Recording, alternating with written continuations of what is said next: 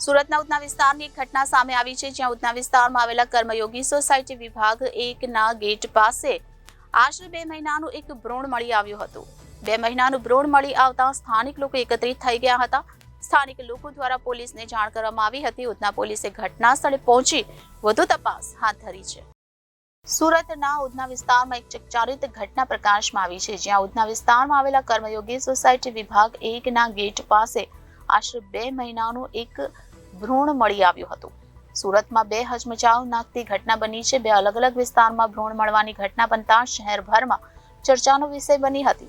Udhna police station હદમાં ખુલ્લું ભ્રૂણ રસ્તા ઉપર હોવાનું જણાઈ આવતા પોલીસે તપાસ કરી હતી। તો બીજી તરફ મોટા વરાછા કિરણ હોસ્પિટલ 2 જે સ્થળ પર બનવા જઈ રહી છે, ત્યાં આગળ પણ ભ્રૂણ ફેંકેલી હાલતમાં મળી આવ્યું હતું। 2 મહિનાનું ભ્રૂણ મળી આવતા સ્થાનિક લોકો એકત્રિત થઈ ગયા હતા અને સ્થાનિક લોકો દ્વારા પોલીસને જાણ કરવામાં આવી હતી।